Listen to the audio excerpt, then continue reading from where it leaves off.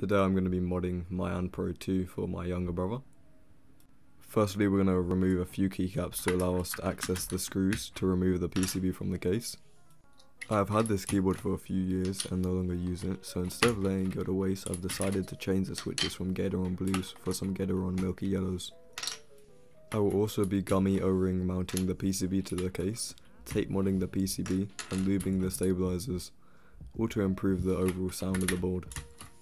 As you can see, I get slightly confused on the locations of the screws, so I had to remove more keycaps than needed.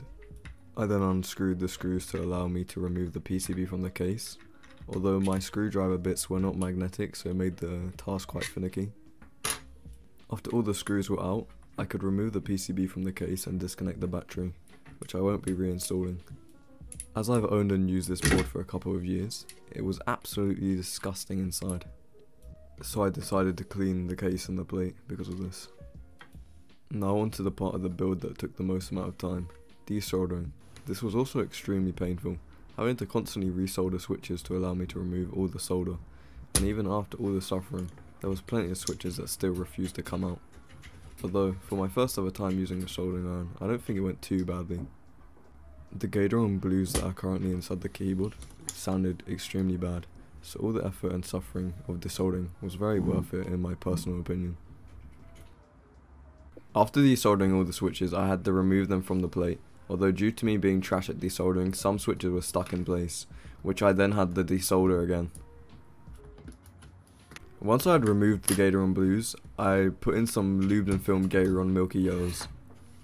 These are a budget switch while still having a great sound and feel.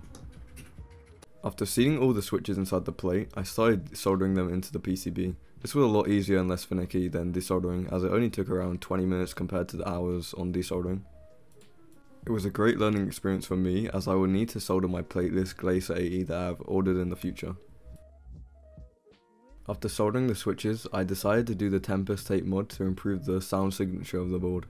For the little effort needed and the effect it can have, I think it's extremely worth doing on a budget board, as if you don't like the change in sound, it is very easy to remove.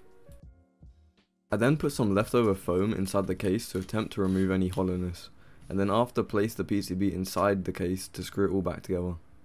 I also put some gummy O-rings on the standoffs to attempt to improve the sound and feel of the board, although I don't know how well it worked. Now onto the final part of the build. I'm using a DSA profile keycap set from KVD Fans, which is a pretty low profile keycap set, and I think it gave the board a great final look. Now onto the sound test.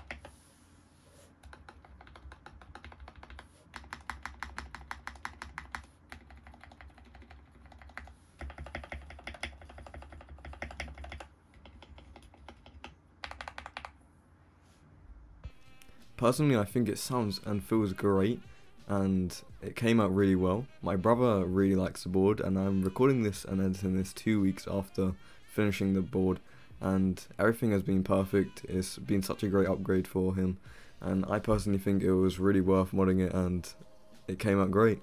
So hope you all enjoyed the video.